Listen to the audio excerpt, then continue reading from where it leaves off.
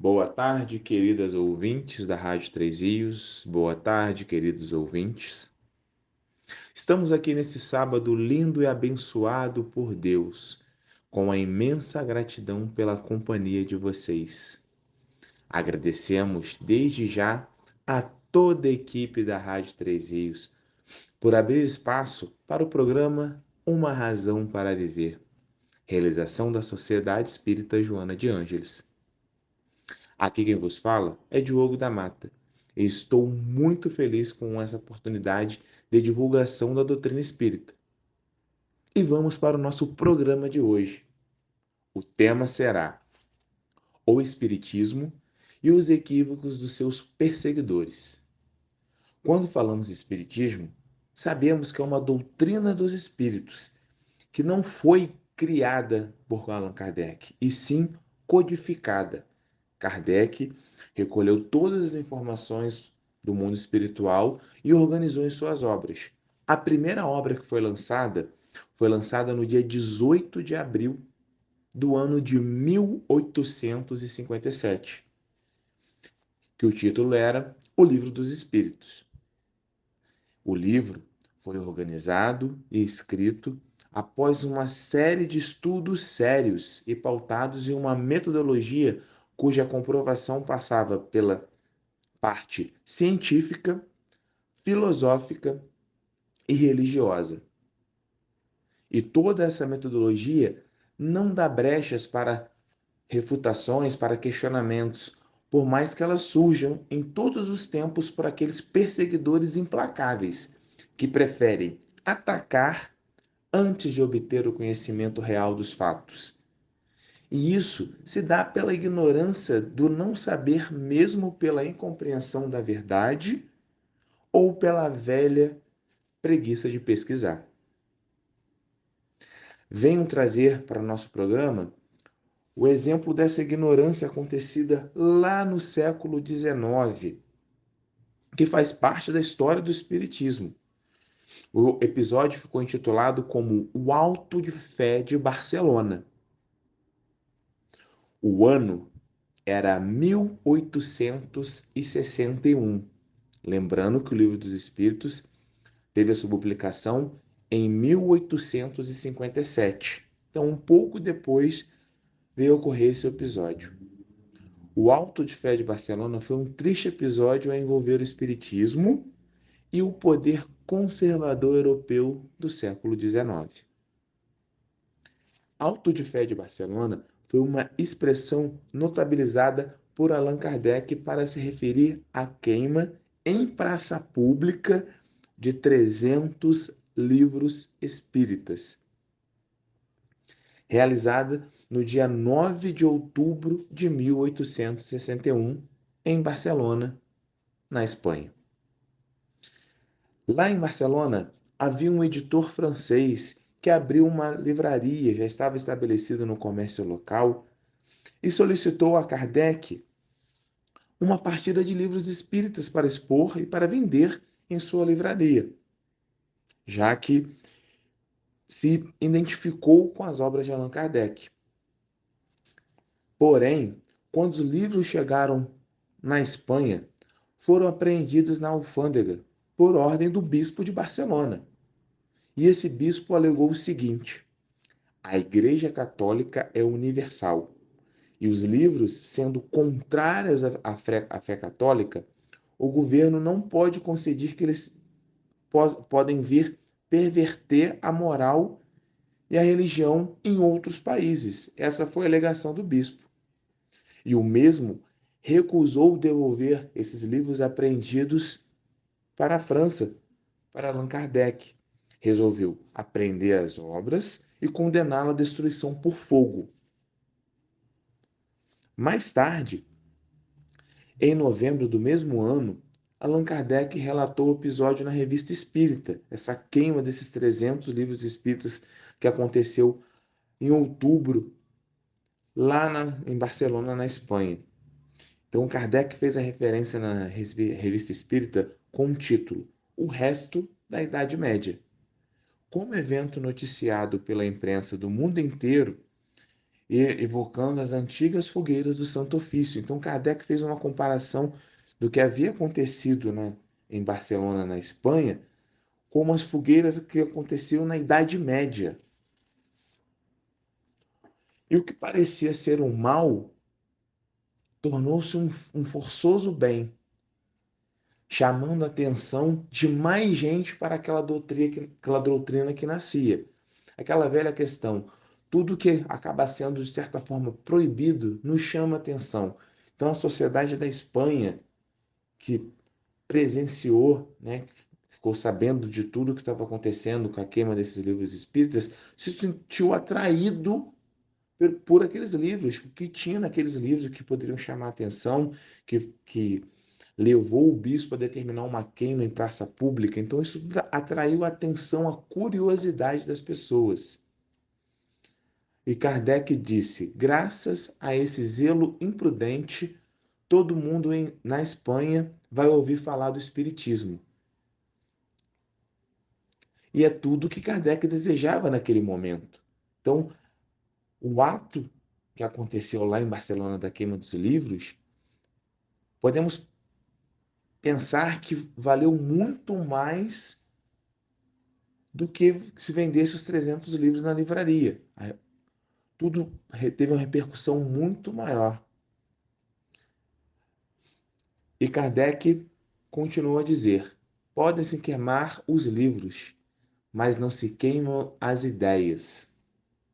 As chamas das fogueiras as superexcitam em lugar de abafá-las.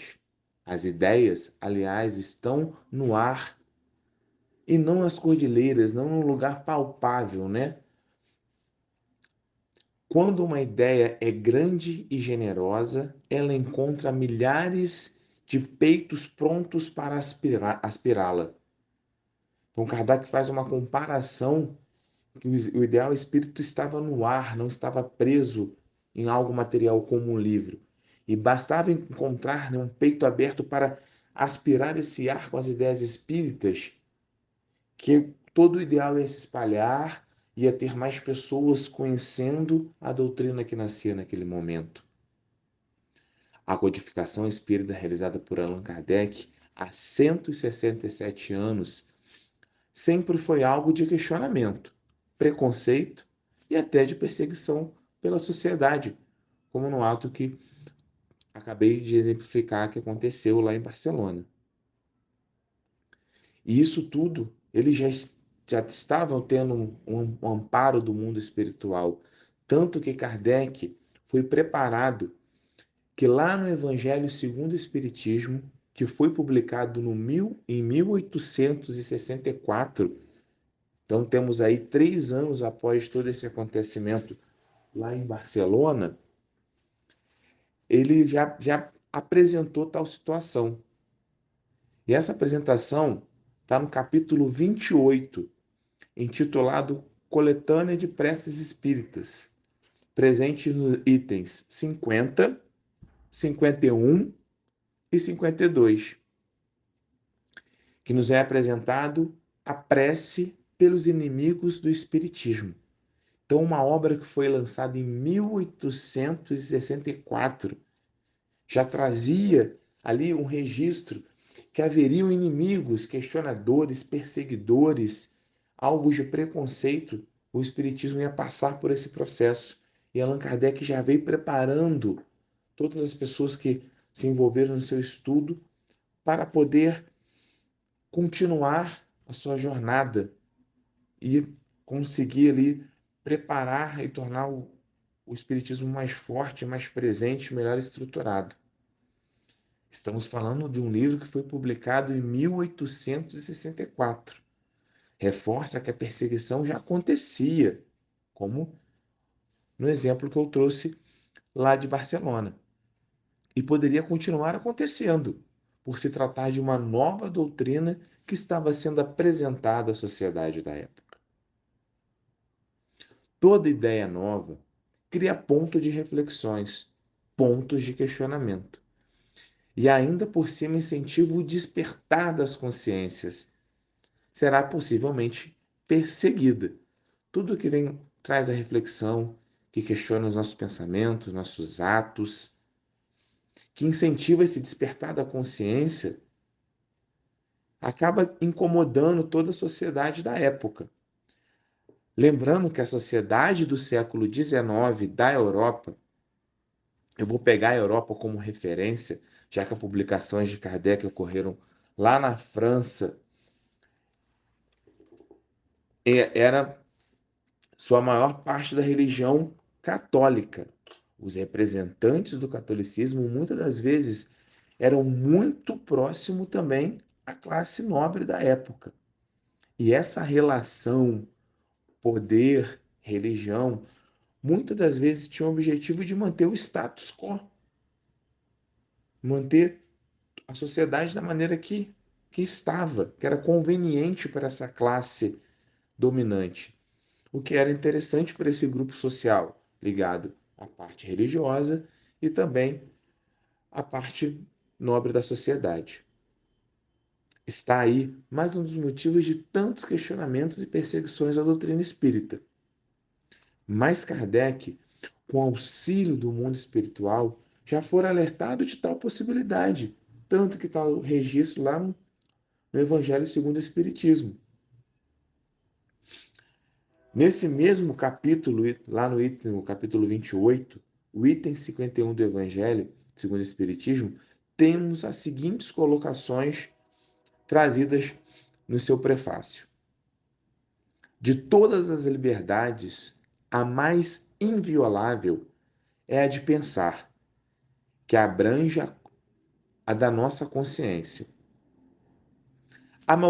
Amaldiçoar aqueles que não pensam como nós é reclamar essa liberdade só para si, e recusá-la aos outros é violar o primeiro mandamento do Mestre Jesus Cristo, a caridade e o amor ao próximo. Perseguir os outros por motivo de suas crenças é atentar contra algo mais sagrado, direito do homem, o de crer no que lhe convém e de adorar a Deus como entenda. Obrigá-los a atos exteriores semelhantes aos nossos é mostrar que damos mais valor à exterioridade do que à essência, às aparências do que à convicção. Impor uma crença a alguém nunca deu a fé. Ela pode apenas fazer, né, ser fingindo falsos crentes. É um absurdo da força material que não prova em nenhum momento a verdade. A verdade é a senhora de si. Convence e não persegue, porque não precisa perseguir. Kardec, nessa parte, deixa a seguinte pergunta, lá no Evangelho segundo o Espiritismo. Por que se não teria a liberdade de se dizer espírita, já que tem se dizer católico, protestante e judeu? Por que não podemos ter essa liberdade que temos hoje, mas logo faz um apontamento, uma colocação à sociedade da época? Por que não temos essa liberdade de dizer espírita? Como podemos dizer que somos católicos, somos protestantes, somos judeus? Se o espiritismo for uma crença falsa, cairá por si mesmo, pois o erro não pode prevalecer contra a verdade quando a luz se faz nas inteligências. Se é verdadeiro, não haverá perseguição que o torne falso. A perseguição é o batismo de toda ideia nova, grande e justa, e cresce com a magnitude e a importância da ideia. A perseguição é a cólera dos inimigos, são proporcionais ao temor que elas lhes inspiram. Se olharmos para o passado da sociedade, veremos que o próprio cristianismo fora perseguido no início de sua divulgação, com a diferença, todavia, de que aquele foi perseguido pelos pagãos, enquanto o segundo pelos cristãos. A história nos mostra que já passou o tempo das perseguições sangrentas. foram ações dos homens que trouxeram resultados negativos para a sociedade. Hoje, por mais que haja a morte do corpo, há uma, há uma tortura da alma, que é atacada nos seus mais íntimos sentimentos, nas suas mais queridas afeições, simplesmente por não crer em uma determinada religião ou por crer em uma doutrina espírita, doutrina onde a fé e a razão caminham lado a lado, onde o objetivo é a transformação moral do homem, revivendo os ensinamentos de Jesus Cristo na sua verdadeira expressão de simplicidade, pureza e amor. Seguindo a minha fala, baseada ainda lá no capítulo 28 do Evangelho segundo o Espiritismo, ao mesmo tempo que Kardec apresentava os questionamentos, as perseguições que o Espiritismo poderia sofrer, isso que sofreu, poderia e sofreu, né? O codificador da doutrina espírita deixa as palavras de incentivos a nós espíritas, mesmo sabendo que a jornada poderia ser pesada, poderia sofrer preconceitos. Kardec, ao mesmo tempo que faz um questionamento à sociedade, procurando colocar de maneira bem clara as ideias da doutrina espírita e pedindo um olhar respeitoso da sociedade da época, ele também incentivou. E esses incentivos, presentes no Evangelho segundo o Espiritismo no capítulo 28, pode ser utilizado até hoje. E traz as seguintes palavras: Espíritas, não os aflijas com os golpes que vos tentaram atingir. Eles provam que estáis com a verdade. Se assim não fosse, vos deixariam tranquilos e não vos perseguiriam. Constitui uma prova para a vossa fé, porquanto é pela vossa coragem e pela vossa resignação e pela vossa paciência que Deus vos reconhecerá entre os seus servidores fiéis. Então, Kardec traz nessa mensagem incentivos que devem perdurar até hoje, para seguirmos com coragem em nossa doutrina, com resignação em nossa doutrina e, acima de tudo, paciência, porque Deus irá reconhecer os seus servidores fiéis. Mas nas bem-aventuranças também é uma parte onde o nosso Mestre Jesus, nosso guia e modelo, nos deixou palavras incentivadoras para que nós espíritas sigamos firmes em nossa caminhada evolutiva. E lá nas bem-aventuranças, Jesus disse: Bem-aventurados os que sofrem perseguição por amor à justiça, que deles é o reino dos céus.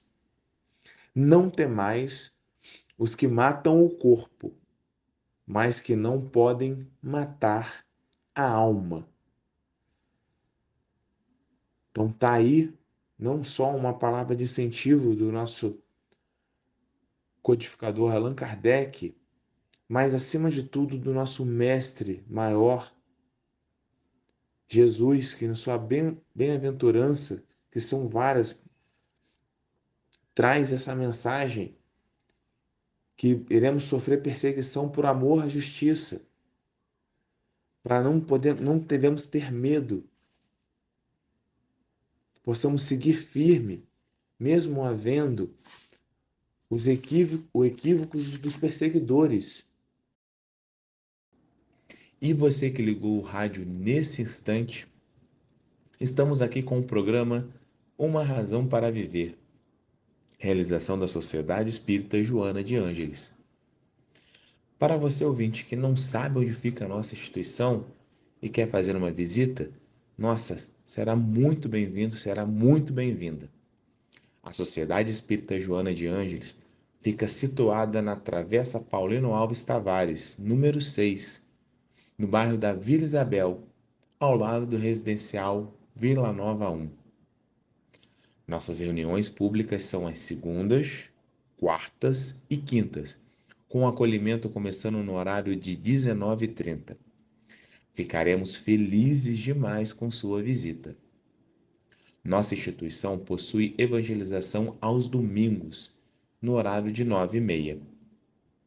Fazemos diversos trabalhos assistenciais como entregas de enxoval de bebê para gestantes carentes, cestas básicas às famílias cadastradas e evangelizadas, bolsas de Natal, e você pode adotar uma criança para dar uma bolsa. É muito lindo ver a alegria dessas crianças recebendo o presente no Natal. Também realizamos passeios com essas crianças. Vocês podem fazer um trabalho de apadrinhar a criança para possamos fazer passeios, já levamos ao cinema e foi muito bom ver a felicidade das crianças se divertindo no cinema. Poderá também ajudar com itens para o nosso almoço. Servimos aos domingos quase 100 refeições.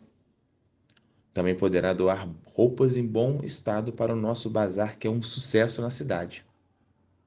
Enfim, há muitos meios para colaborar caso desejem. Só entrar em contato conosco pelo telefone 24 9 8843 7822.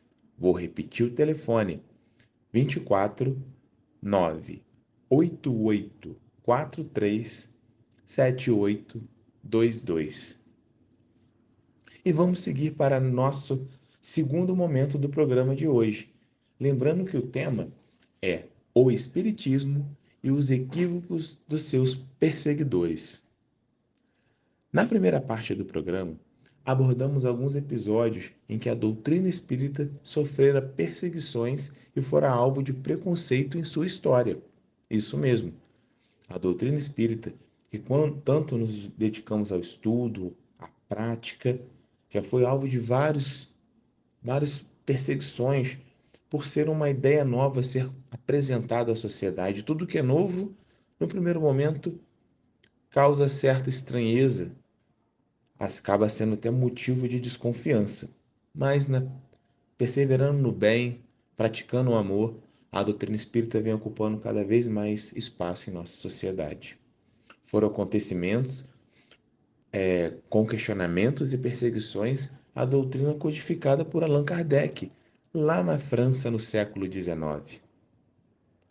Também foi destacado que na publicação do Evangelho segundo o Espiritismo, lá em 1864, Kardec já alertava aos espíritas da época, falando do passado e, logicamente, servindo muito para os tempos presentes, a possibilidade da existência de perseguidores e também nos presenteia com palavras de incentivo e estímulo cada vez mais a perseverar na doutrina.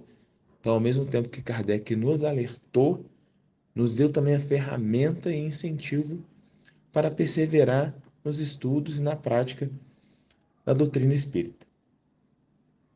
Seguimos o programa lembrando que, quando também olhamos para as 3 revelações divinas dentro do Espiritismo, no primeiro momento, cada uma delas também foi questionada pela sociedade da sua época. Devemos estar atentos que qualquer ideia nova apresentada à sociedade sofrerá questionamento independente da época histórica. É um comportamento comum dos seres humanos. Tudo que é novo e que faz o ser humano repensar suas atitudes e o seu modo de pensar e agir provoca dúvidas, reflexões e até mesmo medos. Hoje, temos aí com nossos avanços tecnológicos, nos deixam várias vezes duvidosos e assustados. Ou vocês não concordam com vários avanços das tecnologias aí, não tem assustado um pouco a gente? Temos hoje os avanços da tecnologia da inteligência artificial, que é um conjunto de tecnologias que permitem aos computadores executar uma variedade de funções avançadas, incluindo a capacidade de ver, entender e traduzir idiomas falados e escritos, analisar dados, fazer recomendações e muitas outras funções. A inteligência artificial que vem se apresentando dentro dos avanços tecnológicos cada vez mais demonstra recursos para estar, de certa forma, auxiliando o homem, mas no primeiro momento chega a nos assustar, né? O tamanho, o, o conhecimento, os avanços e o poder dessa tecnologia. Há questionamentos e debates de até onde a utilização da inteligência artificial pode ser positiva ou negativa para a sociedade atual. Há questionamento que a inteligência artificial, pelo computador ali, vai assumir algumas funções em algumas profissões. Então, isso acaba causando uma certa desconfiança e um medo. Hoje, o acesso às informações são infinitamente mais fáceis. Agora, tenta imaginar como era no passado. Quando falamos das três revelações divinas que a doutrina espírita nos apresentou, imagine lá na época de Jesus, até mesmo saltando mais para o passado ainda, na época de Moisés, guardadas as devidas proporções e retornando à fala sobre o respeito à doutrina espírita. A doutrina espírita, que é a terceira revelação dentre essas três apresentadas, vimos que sofreu e sofre questionamentos quando for apresentada à sociedade da época e até mesmo agora. E se voltarmos mais no passado e buscarmos exemplos simples da primeira e da segunda revelações? Veremos também que passaram por esse processo de negação, de desconfiança, de preconceito. A primeira revelação, que foi Moisés, revelou aos homens a existência de um Deus único, soberano Senhor e orientador de todas as coisas. Promulgou a lei do Sinai e lançou bases da verdadeira fé. Imagina o quanto foi questionado Moisés ao divulgar a existência de um Deus único na sociedade da época. Desafiou todos os ensinamentos e tradições. Avançamos no tempo e vamos para a segunda revelação segundo a doutrina espírita. Estou falando do nosso amado guia e modelo do nosso Mestre Jesus. Revelou um Deus clemente, o nosso Mestre, soberanamente justo e bom, cheio de mansidão e misericórdia, que perdoa o pecador arrependido e dá a cada um segundo as suas obras. A sociedade da época não compreendeu sua lição de amor, tanto que durante toda a sua divina existência foi desafiado, Jesus foi questionado pelas pessoas da sua época, e o pavor despertado pelas suas lições de amor, dedicação ao próximo, de caridade, desencadeou um clima hostil que terminou com a sua perseguição e com um triste episódio de sua crucificação. A sociedade da época não entendeu sua mensagem linda de amor. Isso falando das duas revelações, eu logicamente reforço que a terceira revelação divina dentro da doutrina espírita é a própria doutrina, que assim como foi codificada por Kardec, também foi questionada, também foi alvo de preconceito, também foi perseguida, assim como as outras duas revelações. Para continuar, faço referência novamente à parte final do prefácio lá do item 50 do capítulo 28 do Evangelho segundo o Espiritismo. Kardec escreveu: guardai com paciência o romper da aurora, pois que já se mostra no horizonte a estrela d'alva. E essas palavras de consolo, de termos uma estrela, né? Uma estrela de luz lá no horizonte, que estará presente do caminhar de toda a doutrina espírita, nos consola e nos dá força. A doutrina espírita, que tanto foi julgada, perseguida, vem alcançando o respeito e entendimento da sociedade, algo que Kardec desejava lá no século XIX. Nós espíritas podemos estudar, debater, divulgar nossa doutrina, dizer abertamente qual que seguimos a doutrina espírita e por que realizamos essa escolha, divulgar até mesmo o programa numa rádio. Olha só, quando isso lá no século XIX, quando a doutrina espírita foi apresentada para a sociedade da época na Europa, imaginava isso acontecer? Realizamos palestras pela internet, encontros espíritas, debatemos de maneira cordial, logicamente, dentro da nossa família, com pessoas que têm uma opção religiosa diferente da nossa. Então, essa estrela que Kardec apontou lá atrás que surgiria já se faz presente junto a nós. Mesmo que haja ainda olhares meio tortos e comentários preconceituosos a respeito da doutrina espírita, é infinitamente menor que sofrera no início. Então a doutrina espírita já ocupa o seu lugar. Não é querer ser o melhor caminho, não é querer ser a melhor opção, mas é uma doutrina que se baseia no amor, na caridade, na dedicação ao próximo, que não basta ser bom para mim, é o ideal que seja bom para todos, que todos possam, numa sociedade, viver junto de maneira harmoniosa, que todos possam evoluir junto. Acho que um dos grandes legados da doutrina espírita é isso, não é uma salvação individual, mas pregar a salvação coletiva.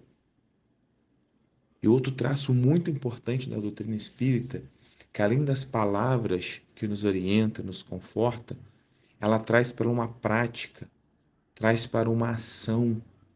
Não basta apenas você ler os livros, se dedicar à doutrina, mas conduzir tudo que está ali para a prática, para a sua vivência, para o seu ambiente de família, para o seu ambiente de trabalho, pela posição que você ocupa dentro da sociedade. E quando levantamos, às vezes, acontecimentos ligados ao inimigos do espiritismo, falando agora diretamente para os espíritas, deixando de lado as pessoas que olham de fora com preconceito, às vezes pela ignorância, da falta de conhecimento ou preguiça de tentar se dedicar a entender um pouco mais. Falo para os espíritas para que não sejamos o inimigo da nossa amada doutrina. Mas sou estranho como é que um espírita será inimigo do espiritismo. Pode dar um espaço para que tenha equívocos e criar perseguidores. Como é que isso pode acontecer? Às vezes de maneira tão sutil que não estamos atentos. Quando encontramos irmãos que têm um pensamento diferente do nosso e começa um debate e o irmão querendo não uma conversa construtiva, mas comparação de qual é melhor, qual é pior, de querer criar atritos. E o espírita, naquele momento, ao invés de apaziguar, de amansar seu coração, vai e acaba vibrando da mesma forma que aquele irmão, que ao invés de se calar e entender que o pensamento diferente no momento reflete vários outros pontos de vivências, de vidas passadas, de traços de outras existências, e o irmão espírita acaba entrando aí no embate de palavras, que criam uma inimizade no momento, um clima ruim dentro da família, dentro do trabalho, e acaba sendo às vezes o espírita sendo inimigo do espiritismo. Então devemos estar atentos a não ter esse clima de querer o espiritismo como o melhor caminho a ser seguido pelo ser humano.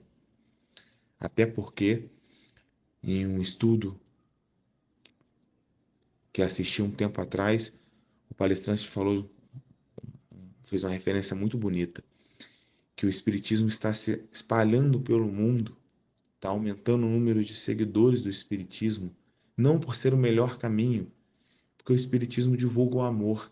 E no dia que todo mundo entender que o Mestre Jesus, nosso guia e modelo, tentar realizar ações, palavras parecidas com o Mestre, não será necessário rotular a religião, a doutrina, simplesmente haverá demonstrações de amor, demonstrações de caridade, de preocupação com o próximo, onde a religião A, a religião B, doutrina, não irá importar. Sim, vai ter a importância do cultivo do amor.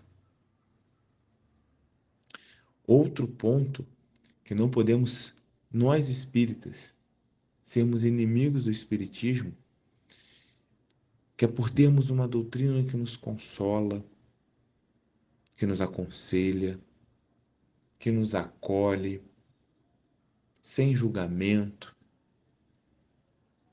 Às vezes ficamos tão empolgados com de tanto que preenche a nossa alma, o bem-estar que é proporcionado pela doutrina, que nos achamos no dever de querer apresentar essa ideia para um irmão que está num momento mais delicado, para um familiar que ainda não tem talvez uma orientação religiosa bem definida e começamos a falar bem, a ser até um pouco maçante nas palavras, querer tanto vender esse bem-estar, mas sem enxergar que o próximo às vezes ainda está num momento diferente, não respeitar o próximo.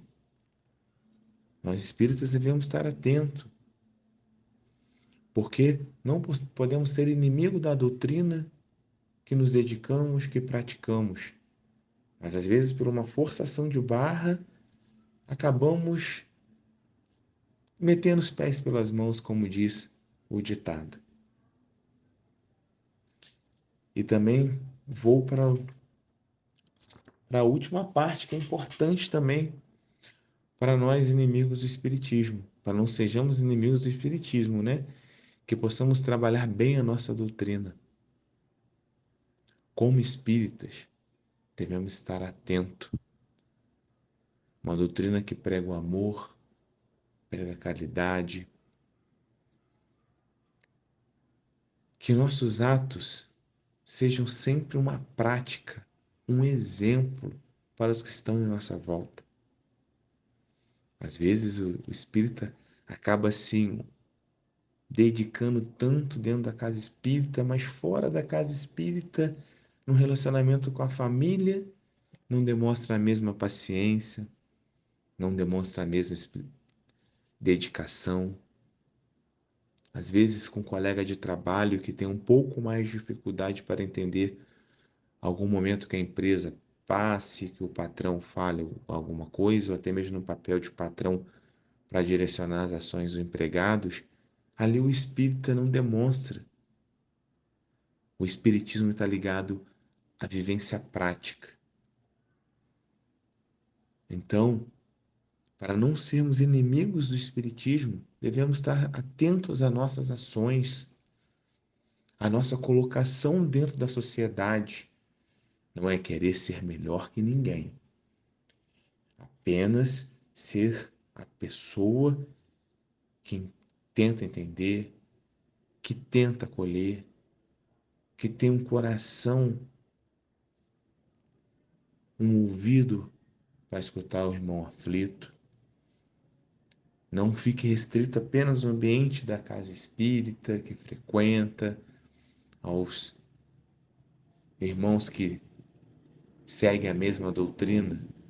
Devemos arrastar pelo exemplo, devemos arrastar pelos ensinamentos do Mestre Jesus, seja na casa espírita, seja no trabalho, seja na família. Então, para que não sejamos inimigos do Espiritismo e que aqueles perseguidores nos olhem e que, buscando talvez momentos ali para pegar nossas escorregadas, mas que possamos estar atentos, possamos estar nossa prática voltada para o bem, para acolher, para ouvir, para demonstrar de alguma forma o lindo e belas informação, conteúdo que a doutrina espírita traz para a gente, tirando as palavras do livro, não ficando apenas no entendimento, mas vivenciá-la em qualquer momento do dia, num bom dia das pessoas que você encontra, um obrigado, um ouvido amigo quando tiver um parente que esteja doente, para visitar, para escutar, para um amigo que está no momento de dificuldade, que possamos ter a doutrina espírita como a prática, para porque os perseguidores ficaram para trás, não devemos nos preocupar. A nossa preocupação tem que ser em pegar os ensinamentos do Mestre Jesus e, logicamente, dentro da nossa limitação, do nosso caminho, do nosso caminhar, da escada evolutiva que vamos seguir, tentar colocar em prática. Porque o Espiritismo hoje é o amor colocado em prática, sem pensar em preconceitos a serem recebidos, julgamentos a serem escutados, mas que colocamos o amor ao próximo em nossas ações. E para quem, na nossa caminhada do dia a dia, encontrar com essas pessoas que ainda julgam mal o Espiritismo, que ainda têm um preconceito pelo um julgamento que não tem fundamento, aconselho usar, né, nosso capítulo 28, que tanto utilizei no tema lá do Evangelho segundo o Espiritismo, no capítulo Coletânea de Preces Espíritas, lá no item 52, tem a prece pelos inimigos do Espiritismo. Caso você esteja encontrando um familiar com julgamentos preconceituosos, ou amigos, colegas, conhecidos, ou conheça alguém, vá lá, feche no seu quarto, faça seu momento de oração e leia essa prece. Rezar pelo outro, demonstração imensa de amor e carinho. Que possamos seguir em frente com a prática do amor, com a prática do bem. Encerro o nosso programa de hoje, desejando a todos nossos ouvintes uma semana iluminada, que possamos ter Jesus em nosso coração, nosso pensamento sempre elevado e um olhar caridoso ao próximo. Que todos tenham uma boa noite, fiquem bem, muita luz, que assim seja.